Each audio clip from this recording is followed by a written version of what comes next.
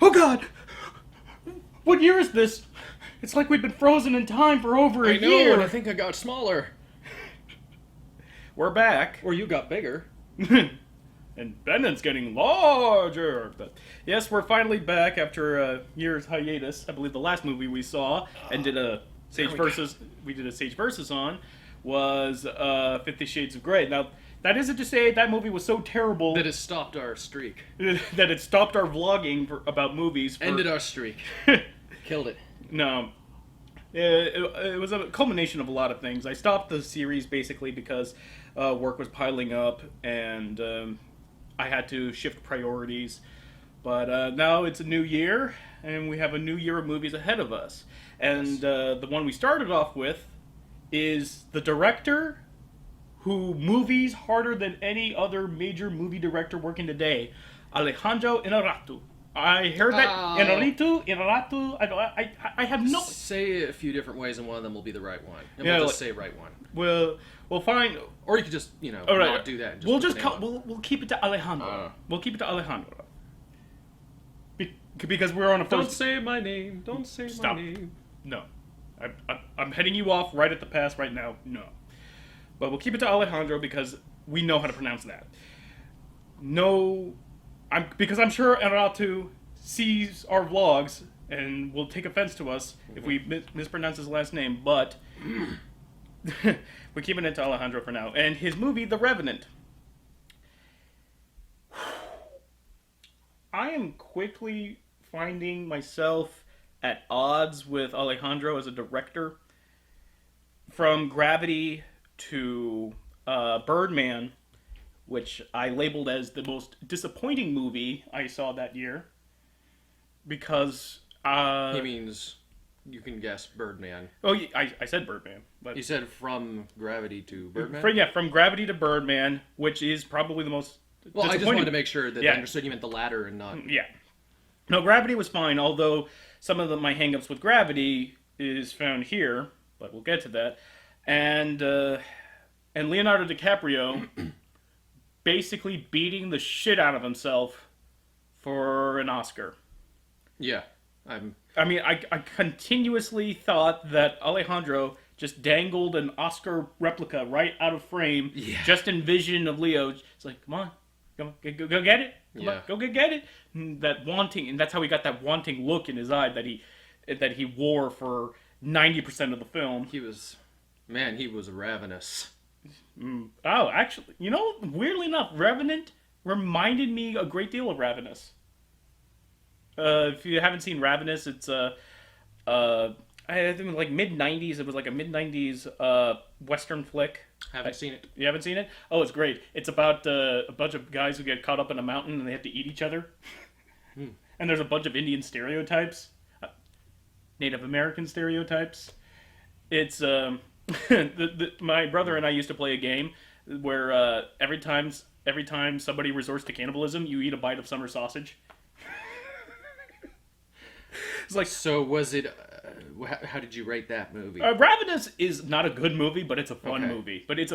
Okay, you good to laugh at? It's good to laugh at, and it's good to experience. I mean, this is, by leagues and beyond, a better movie, but I don't think it's a very enjoyable movie. Even, like, if you take into account that a movie like this with Leonardo DiCaprio getting attacked by a bear for 5 straight minutes and him basically torturing himself in a gripping tale of revenge and such, it wouldn't be like edge of your seat excitement, which at times spoilers, yes.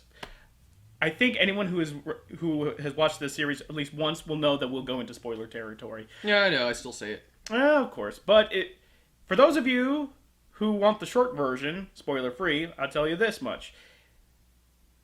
It's a movie that if you know what Alejandro is, if you know who Alejandro is, then you know what to expect. And if that's your bag, more power to you. But this is definitely not a departure for him. This is exactly how I would expect this movie to turn out.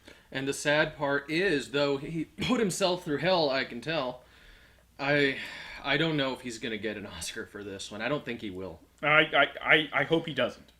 Not because I'm a cruel bastard, I am, but because there are so much more deserving performances from last year.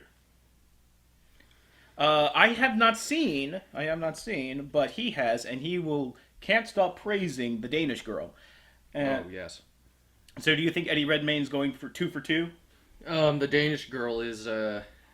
Well, yeah, I'm too biased, really. Though that's the thing. As if the Oscar voters aren't. Well, it wasn't. It wasn't a Holocaust movie. So. Although that would be Eddie Redmayne trying to get a transsexual operation while a prisoner in Auschwitz. His body is captured, but his soul can be free. Oh, fuck you. Shut the fuck up. The Danish Girl was definitely, from any perspective, definitely a great movie. A great performance. I think Oscar worthy, for sure. I mean, it's one thing to beat the crap out of yourself for a role. Mm-hmm. And you know what? Anybody can do that. You can do it. You can beat yourself up. I could punch myself right now in the eye, but I don't have to. And I'm not going to, because I'm not getting an Oscar for it. But then again, on the flip side of that argument, Jennifer Jason Leigh's performance in The Hateful Eight, where she is nothing but get abuse piled on No, her. that was acting and abuse. That was both sides of the coin there. And it's not like well, to be fair to Leo, it's not like he doesn't put on a performance. It's not like he drags himself through the mud and expects a performance to come from that. But there is that sense that, like he's putting on the Leo face. You know what that Leo face is that... That brows furrowed, determined look. Brows furrowed, glassy-eyed, somehow like at the edge of just losing his complete shit, but just like somehow keeping it all together through the will of his wanting to get an Oscar. Yeah. But it was appropriate for this film. It was a good use of your Leo. This was a good use of your Leo. A revenge film. Mm-hmm. And there's a few tears to be had until you've had your revenge. Or even then, it's just, this was not a touching film. This was... I would say it's probably the manliest art film I've ever seen. I mean, like, not manly as in there's just a lot of men in it. There are certainly a lot of art films where it's just men. Pretty sure that bear was a man. No, probably was a mama bear. Oh, you see, but... we come to that, but let's put a pin in that. Let's put a pin in that for the moment. Yeah, but as far as it being like a man, bigger than a pin, I think. Yeah, but as far as the sensibilities of the film, I find it to be like it's sort of like it almost glorifies, in a certain sense, the viciousness of the story and like the setting and especially the situations. Like every single moment of brutality is filmed in such a way that it's uncompromising, and it kind of speaks to a sort of primal, almost like, beat your chest, Yes. You're going to triumph over nature. Because I would say that nature by far and away was the villain of the film, not Tom Hardy, even though the majority of the obstacles were nature. Yeah, definitely nature. Man versus nature, man versus man. I wouldn't say man versus self so much. No, it's... I mean, if you're going to go back to the Joseph Campbell architecture of a story, man versus man and man versus nature. But if... that's where I think the major failing of the story is, as a story. I think that if it was just a story of Leonardo DiCaprio... pulling himself by his bootstraps to survive. Like, he got attacked by a bear at the fairly beginning of the movie, and if the story was just him being left for dead, and him saying, no, I'm going to live, that would have been a more succinct film. You could have cut 40 minutes from that movie. Mm-hmm. A nearly 3-hour movie. I think it was like 2-hour, 40-minute movie. You could have easily shaved 40 minutes off that movie if you made it a clear-cut story about Leonardo DiCaprio not letting the situation triumph over him. And if it went with that, I feel like it would be a stronger and much punchier film. Even though it felt like it didn't want to be punchy, like the slow moving shots of scenery, gorgeously shot, of course. But and moments like that, it feels like it's trying to take its time with its story. But I feel like the immediacy is lost, and I feel that it made a lot of senseless turns because of that. I heard a great. I got a great quote from when I used the restroom after the movie at long last. I mean, I knew it was going to be long. I used the restroom, just we both during did. the previews. You didn't. No. Like you tuckered it out. I tuckered it out until the end. Then you used the restroom. Yeah. Man, that was a lot of people at the restroom. But I heard somebody in the bathroom after you left. He said, "Oh man, that was a long movie. I really, this is a long time in the coming." And he said, But I can't get it all out because I'm too frightened. Or rather, he said, it's like I don't think it's all coming out because it's too afraid to come out. Yeah, you hear some great quotes. Like if you in the bathroom after movies. Producers, if you want to get great pull quotes for the back of your DVD, hang out in a bathroom, scared pissless. Literally. Like, I would have had to gone to the bathroom because the movie was so long, but I've already taken 12 free DPs.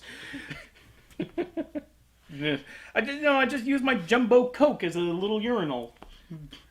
Yeah, I didn't finish my Coke all the way. I knew that would be a bad idea. I'm learning. Wisdom. And but speaking of wisdom, this actually that has nothing to do with what I'm going to say. Moving on, regardless, the plot's coming to you. It's coming. Well, I would say that there really isn't much of a plot. There really isn't. It's basically Leonardo DiCaprio taking a part of like a fur trapping company back in the, I would say, late 18th century, early 19th century. They don't give a date or even an exact location, but it's somewhere around the Missouri River. That's all we can really surmise from it. But that could be anywhere in the Midwest. But I can't imagine where you would find all those mountains unless you're further up near Montana. But he's part of a fur trapping company. They get attacked by Indians. They lose like 90% of their company. And now, as they escape, Leo, wakes up one morning to basically forage for food, and he gets attacked by a bear. And the company is led by one captain who wants to try to save him for as long as possible, but as the situation develops, they realize it's probably kinder to just kill him because he's just on the verge of death. And then Tom Hardy's character. So just interrupting you right there because I didn't know that. I feel like an idiot now, but it is Tom Hardy. I didn't realize it was Tom Hardy till the credits. That's because Tom Hardy just looks different in every movie he's in. He's just one of those people that just does not like to look like himself when he's playing a role. He always has something, covering up his face. Yeah. He's always under constant heavy makeup, or he. In this case, the beard was really, really thick, and I don't think it might have given him some thicker eyebrows or something, but he also had a handkerchief thing and like a prosthetic scar across the scalp of his scalp. Yeah, prosthetic scar. You missing a lot of hair from that, and it was a really good job and bundled up very good. Yeah. Bear hat. So I'm just throwing things out there to validate why I didn't know it was him. Excuses. I felt really dumb. It's like no. Again, Tom Hardy's just one of those people that he cannot find. Yeah. He cannot play something without looking like he's like Johnny Depp in that regard. Don't you fucking know? No. Johnny Depp. No. Maybe. Okay. Old Johnny Depp. Old Johnny Depp. Current Johnny Depp. Remember the last movie he was in where he had like this. I try not to. But we're getting sidetracked. So Tom Hardy tries to play the practical card and say, "Let's just shoot him right now." And then finally they come to their senses, and the captain says, "Look, whoever volunteers to stay with him to make sure that if he dies, it's only because of his wounds and not because somebody put a bullet in his head. They'll get an extra $100 when they make it back to their lodge." And they and Tom Hardy takes him up on the offer, but Tom Hardy, being a insensitive prick, tries to off him immediately, and then his Leonardo DiCaprio's son in the movie tries to stop him, and Tom Hardy winds up killing him right in front of Leo, and Leo's just powerless to stop it because he lost about 3 pints of blood and his wounds are rotting. So he's left for dead, buried in a shallow grave, and the whole movie is just him trying to make it to the lodge to kill Tom Hardy. Now, from that story, you kind of get, what will happen. There will be Indian attacks. There will be moments where he has to, like, physically suture up his wounds. There will have to be moments where he has to survive. And they're all portrayed wonderfully, but the strength of the story lies in his battle against the elements and against the Pawnee that are after him. Those are the moments that worked because it felt like a story that could happen. But Tom Hardy's role in the story feels so tacked on, and it feels like it misses a fundamental point about what the story was trying to tell. Especially throughout the movie, Leonardo is having flashbacks to his dead Indian wife, Native American. I don't care. His dead wife saying, repeating over and over again, as long as you have breath, keep breathing. So one of which the scene was really, I almost laughed actually at that one scene, because there's one part where he's having a vision of her and they just show her floating on, like, above him. Yeah, that was kind of awkwardly hanging from the suspension. That was ill-advised, to say the least. That was, I mean, it was just a little thing. It was just a little thing. It was a little shot, but it looked goofy, and in a movie filled with wonderfully choreographed battle scenes and shot scenery. Yeah. In comes this really goofy-looking shot of his dead wife just kind of hovering over him. It looked like something from a fucking, ghost, like, what did they, haunt story? What's the last one that they... It was like something from just any fucking horror movie these days. No, because that would require effort to shoot, and horror movies today are shot on shoestring budgets. They don't have the time nor the inclination to shoot something like that, I feel. Yeah, but it looked okay. Mill. It looks stupid. Yeah, it does.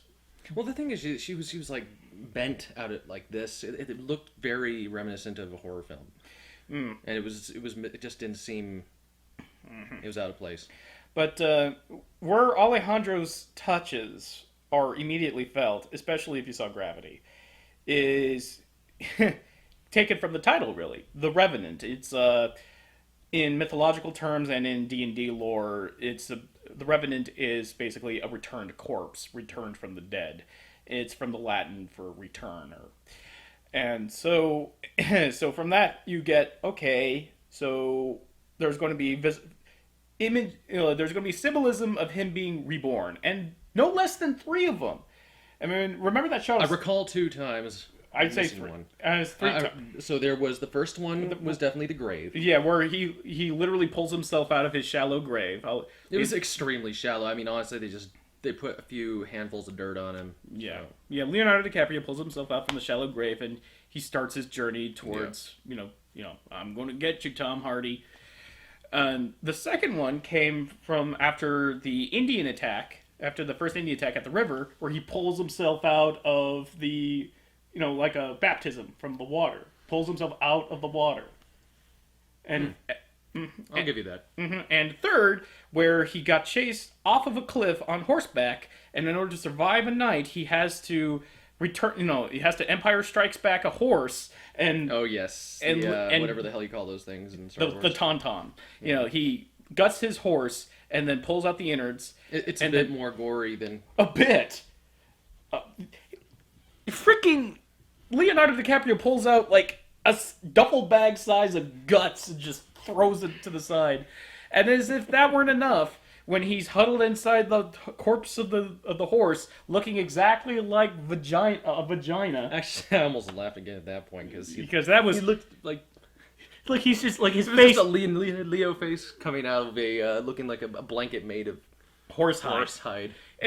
and even though like the logic of the scene where he's trying to get out of his wet clothes is like, okay, I get that, but why must you have Leo come out of a horse naked? Like, could you get more obvious than that? It wasn't quite Ace Ventura. No. Rhinoceros birth, but I would say that the only reason why Alejandro didn't do it that way was because he couldn't find a rhinoceros. That's the only reason why he couldn't. They didn't have a rhinoceros there. There are no rhinos in America. They didn't have a rhinoceros right there. But no. And it also follows to like the narrative logic that every time one of these things happens, he gets stronger. From the grave, he can barely crawl, but he still pushes himself. From the river scene, he could start to stand on two legs, but he can't really do anything. And by the horse scene, he doesn't even need the walking stick anymore. Which is amazing to me because during that first scene, it looks like he broke his leg during the bear attack. Yeah. But that seems to... But that didn't happen, because by the movie's end, he's standing on two legs just fine. I mean, I can imagine that you'd need a stick to keep yourself propped up for a while after something like that happened to you, but... Yeah, like when he's crawling away, the camera catches his foot, and it's twisting in... Yeah, I remember that. It looked broken, but I guess it wasn't. It was a weird and jarring scene because they didn't really follow up on it. He's got some pretty good healing. He's Wolverineing some near Logan type. Yeah. The Logan level is strong with this one. So, but from that perspective, I can appreciate what Inarritu was trying to do, and I would say that he succeeded in pulling it off. But what I find so kind of it's annoying. It's annoying filmmaking, as far as I'm concerned. It's I would say that those kinds of moments, while narratively sound, and you could make the argument that it makes for a more enriching visual experience, I would argue it's kind of annoying because it feels like it was done for a reason other than like to tell a story, but just to feel like it's it's like it wants to be smart without being smart. Yeah. Like if I can immediately get it, then that's not subtle. And so you mean it's pretentious? I wouldn't say it's pretentious because being pretentious means to have something to say, thinking you have something to say when really you don't. And I think the film does have something to say as far as the triumph of the human spirit, which is why I feel the Tom Hardy role in the story was so needless. If it was just nature and if it was just Indian attacks, then I still think that would have made for a very convincing and very intense story. But with the Tom Hardy angle, all it does is kind of set the movie up for like, good guy fights the bad guy moment, which I felt was, it worked against the narrative flow for the rest of the movie. It could have been that they just left him for dead because they thought he was dead. I really actually bought Tom Hardy's character up until a certain point. Yeah, to the movie's credit, they tried to make Tom Hardy's villainous turn a very practical one. Like he didn't kill his son because like you initially thought he killed his son because he was screaming for help and he was going to attract the Pawnee after them. Yeah. That's what you thought. But then you find out that Tom Hardy was lying about the Pawnee being around so that way he just has an excuse to kill and not sit around in the goddamn woods for another day or two or however long it was going to. He thought he was going to die, and by all logic he should be dead, but instead he just kept on living and he just wanted to jump the gun. Well, if you saw, when you see this, when you see how fucked up he is from this bear attack, he would have died. And I mean, this is more of that, logic suspension where he keeps suffering these injuries even after the bear attack, falling off a cliff. I'm sure he landed in a tree, but oh yeah, still, I mean, after that bear attack, being flung around off, rocks and water and off cliffs and being shot at by arrows and guns, and it's just, yeah, he that was one dead motherfucker. He should have been dead 3 times over by Yeah. the middle of the movie. But so, like I said, the movie makes a good case for Tom Hardy's viewpoint in this whole situation, and then he remembers, like, wait a minute, Tom Hardy has to be the bad guy because we have to have Leo and Tommy Boy fart. I was about to say fart. Tommy Boy fight. Yes. We have to have him fight. So he gets found out. Then he has to steal some money, and so yeah, it steals some money. And now they're like, in a really dumb move, the leader, the captain, who turns out to be properly underutilized in this movie, especially for what he turned out to be at the end. He was a good, virtuous man who tried to do as much as he can to help the people under him, and and all he winds up doing is just following Leo up into the mountains to try to hunt Tom Hardy down, bringing no one else with them, and then just getting unceremoniously shot, then scalped, which was needless. Tom Hardy did not need to scalp him. No. Like there was a point at the beginning of the movie where he was talking about how he got scalped but survived, and he is so uncomfortable with it that he asks a guy who was just whittling away on some flint to stop doing it because it sounds like, the very act of doing that to somebody else would be too much of a trigger for him. Yeah, like it would be. It would just not be possible. I've seen wrestling heel turns. Okay, more so believable. it's like where Kane is, burned, and he's like, it's like Kane was burned by a fire, and it was his family. No, it was just him, and so he apparently, they said, burned the rest of his family. What was it again? Like he burned down their house and their funeral parlor house or something like that. Yeah, but so after that, Kane wants to burn everybody else. Some men just want to watch the ring burn. Are you going somewhere with this, or? Well, that's where I went. Oh, that's where I went to. And... Okay.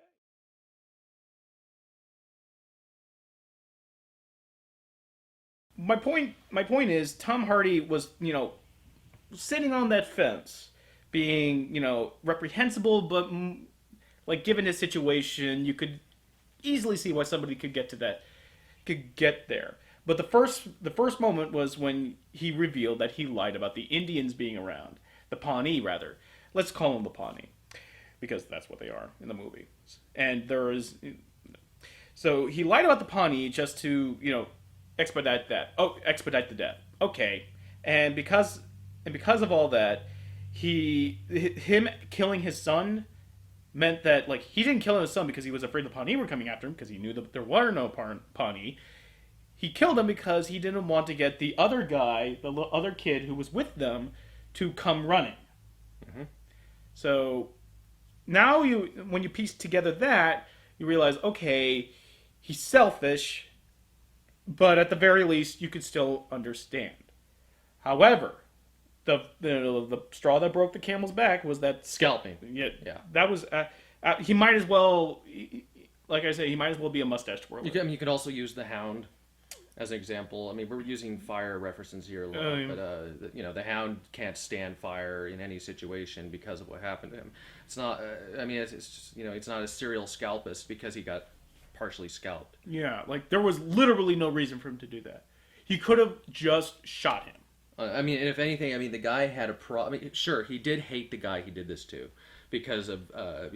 So he. I don't think we mentioned that, but certain people were offered like 300 in shares from the captain to stay behind. It was the two. But no. Like he was actually paid. He was actually paid his share because. He paid his share? Yeah, he was paid his share. Remember when? No. He was okay. Well, he was paid his share, but then the captain said that he needs to stick around because he paid more than the 300 that he was given. So he still owes the company. And since the Indian attack, he made that up. No, I thought that he said, like, I'm going to write off this money I gave to you as something that you spent too much of your expenses for. There's no call to think that he was lying about that. Okay, well, that's kind of the vibe I was getting when he said it. But no, at the beginning of the film, there was the Pawnee attacked the trading company and took all the furs. So they lost a lot of product, and so there was no money to be made Yep. for the trading, and that's why he stayed on, because he wanted at least a little bit of money for his trouble. So from there, it's Tom Hardy. Right, we learned by that moment Tom Hardy lied for convenience and lied and was willing to kill for convenience. Mm-hmm. At the very least, that's understandable. It's a full heel turn, but it's you can understand it. I can't I bring it up again and again, but the scalping, there is who yeah, hello, anyone in there? Yeah. That's but It's exasperating to say the least. It felt way too. It wasn't natural. It's too contrived. It was just throwing at. It was reasons for us to hate him. Here's more reasons to hate him. So yeah, and the ending fight with Leo and Tom is. No, I didn't hate. I didn't hate him. Half till way past. It was the scalping where I started to get that hate vibe, but it was conjured. So. It was cheap, and it wasn't believable. And he was just might as well be irredeemable by the end of the movie, where he was basically taunting Leo over killing him. Yeah, it's you didn't. Why? Maybe you shouldn't have raised such a sissy Indian little girl. Yeah, that's almost verbatim. That's almost verbatim what he said. And finally, when Leo just has him choked up against the rocks, and he says you finally got your revenge after coming all this way. Better enjoy it, because nothing's going to bring back your son. I was kind of hoping the guy just wouldn't die either. He'd be a Revenant as well, and he would just keep taunting him and taunting him. But what's wrong? You can't get the job done, can you? And lastly, the thing that really set me off about this movie is that there's this subplot going throughout this movie where the Pawnee are chasing after them because they believe that the fur traders have the chief's daughter with them, and they don't. A French trading company does, and just by complete coincidence, just by utter coincidence, Leo helps her escape for no other reason other than he needed her help. He didn't even plan this. He wanted to steal one of their horses without any one of them noticing. He notices that one of them was bringing along this Indian girl, Pawnee girl, brings the Pawnee girl and rapes her up against a tree, and he puts a flintlock up against his head and tells her to, take his knife and keep him up against the tree, and steals the horse. And what he didn't know is that she escaped. She was the last thing on his mind at all. And we barely got a shot of her, showing her running away. And I bring that up because it comes to a head seemingly out of nowhere when the rest of the Pawnee tribe show up out of the clearing against the river, and they see him throttling Tom Hardy, and he just lets him go because of a thing that his wife had said, that revenge is in the hands of God. And so he lets him float down river. He gets scalped for the second and final time. Yeah, I mean, they killed Tom Hardy, and then they just trot on by him with the Pawnee girl just kind of giving him one of the thanks, I guess, kind of looks. Yeah, there. Even though I don't think they ever made eye contact at all. Yeah. I don't how the hell did she even recognize him? And and it was dark out when he rescued her too. So you mean to tell me that the Pawnee girl escaped, wound up finding her father and the rest of the tribe. Then they decided to go off horseback riding in celebration. Came across them in the middle of nowhere. Said hey, so yeah, it's a big force, but it was that kind of movie shooting. It was completely forced. But that's you could at least say it's reminiscent of past films, but they've been shot that way. But we're still good movies, so I mean it's not terrible. It didn't ruin the movie for me or anything. No, but I don't know. It feels like the way this movie was shot, you were expecting more of a story, or at least a better structured story. And from there, at that point, I was thinking, okay, the convenience is very Hollywood, and this is so not a Hollywood movie. Yeah. That's why I feel like That's true. this is just so at There was a lot of work put into the movie to have like Hollywood story not so turns, much mistakes, but just like Hollywood like story turns. Like there's got to be a villain to fight. try to match the effort in writing with the effort of the shooting it. So that yeah, you're right. In that case, yes. And but I got what I came for. Leonardo just acting. Yeah. But and him getting raped by a bear. So, wait, last before we get to that, I have to say that the last shot of the movie. Oh come on! I've just been holding it in, man. Yeah, Come on. The last shot of the movie where it infers that Leo kills himself, which that's the final nail in the coffin. I don't know if it didn't infer. Yeah, it did. It did because it cuts to a shot of a pool of blood. Or imply that. Well, it cuts to a shot of a pool of blood with a trail leading towards the river. And you see a body floating down the river. So he just, he's dying, so he just lets himself... I don't think that was him. Yeah, it was him. Are you sure? Why else would... All right, logic dictates when you see a pool of blood and a trail leading from that pool to the river, followed by a shot of a body flying down... Well, the thing is, they also let the guy who... Tom Hardy also got sent down the river after he was scalped, I believe, wasn't he? No. Well, we never saw him. So he was still in the river, and then they scalped him, and you heard that. But you never saw what happened to the corpse. However, where Leo was, you see a pool of blood where he was just kneeling in the snow, and a trail of blood afterward. No. There's no other way to interpret those series of shots to say that Leo drug himself to the river and let himself drown. That makes sense in retrospect. But what I was thinking at the time was that it was where Leo had dragged Tom Hardy down the snow into the river. No. Because that happened. And boy, was he bloody. Yeah. But that was not... If you remember the scene, it was right at the mouth of the river, and there was no snow at the mouth. Well, considering that was the final shot, that probably was him. It was him. So, and then the final shot is him, walking through the snow, seeing his dead wife just walk towards him and walk away from him. He's like, then looks right at the camera. That's what I got to say about that one. Look, and then cut to black, and then his breathing slows, and then halts. So you're telling me throughout this entirety of the movie that, his only driving force was revenge. Even though he's driven on by his wife saying, as long as you got breath, keep breathing.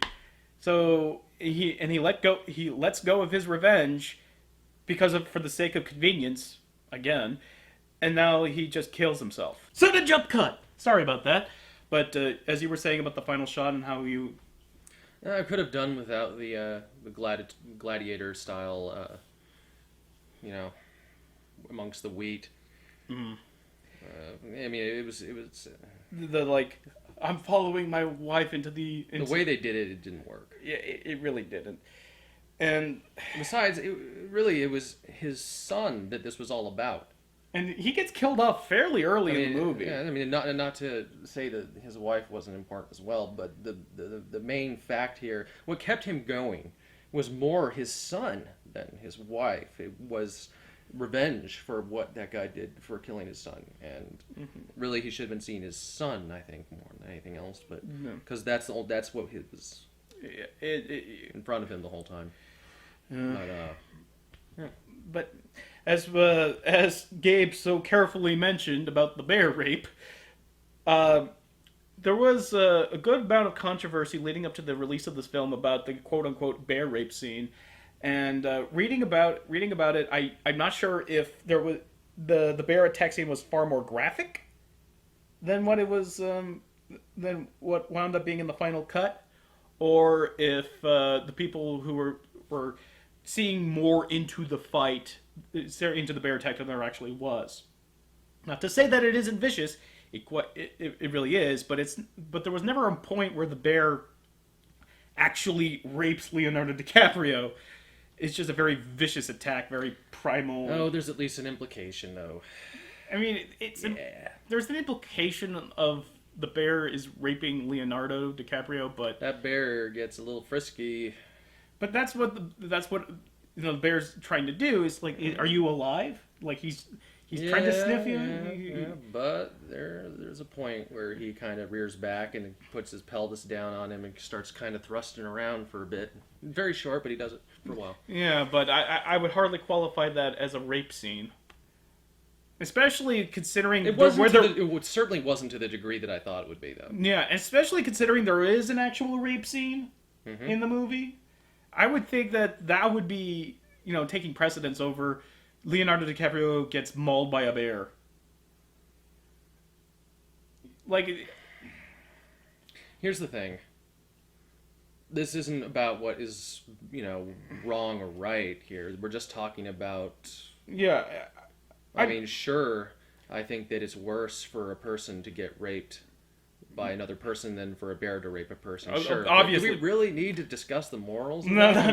I didn't mean like really? I didn't realize it was I didn't mean to bring up like the morals of it. I was thinking that I looked at that bear attack scene and I'm thinking, wow, that's very vicious. I wasn't getting rape vibes from that at all. I got a little bit of rape vibes because I went into the movie hearing that there was a rape scene. So I was waiting for the part where it happened, and then when I saw the bear doing something that was a little bit fucking frisky, I have to be honest, I just said, okay, sure, that must be it.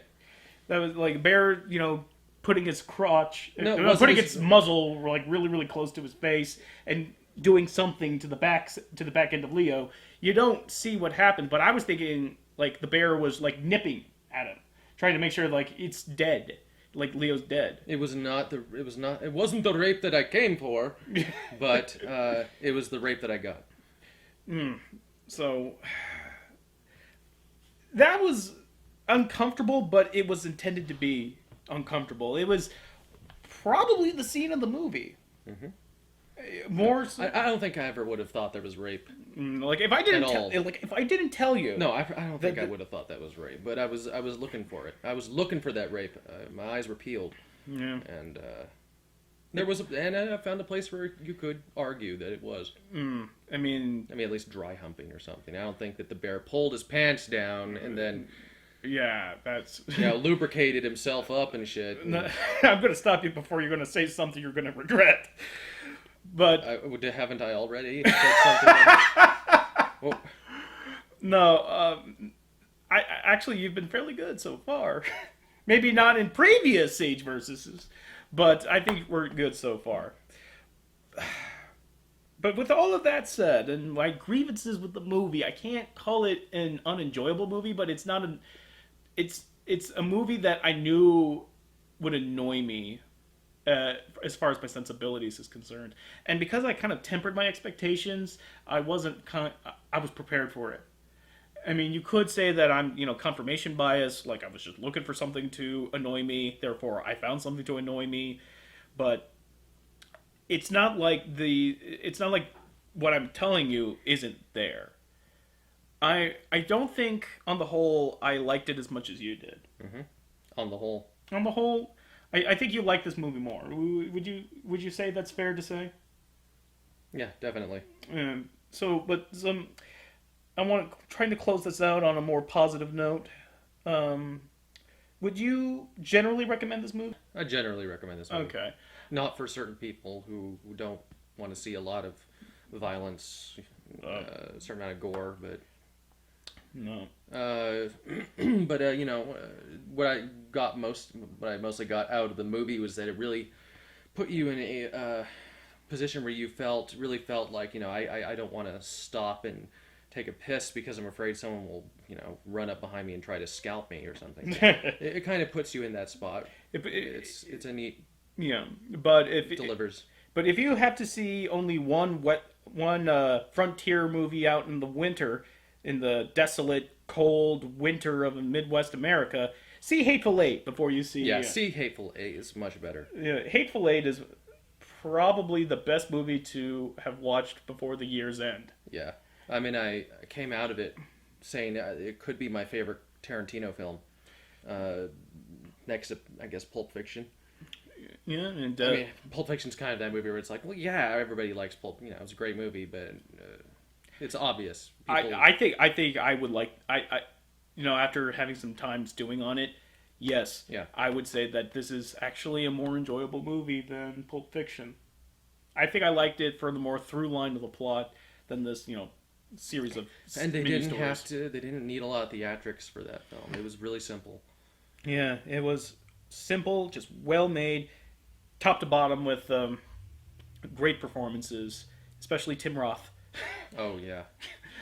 But Yeah, we saw another movie that. yeah, but before we saw like a double bill with Trading Places and Four Rooms and Tim Roth. If you haven't seen Four Rooms, watch it for Tim Roth putting on the most outlandish performance of his career, Yeah. possibly in many other actors' careers combined. And it's arguable whether it was great or terrible. And sometimes the best worst performances are that. Yeah. But I guess all we can really say is see Hateful Eight before you see The Revenant, but see The Revenant in your own time. So I'm glad this series. Yes. I'm really glad the series is Oh, back. so am I. I really enjoy doing this. Oh man. I hope you guys enjoy watching. Well, spending 45 minutes with us to bullshit about movies. Yes. All yes. right. See you later.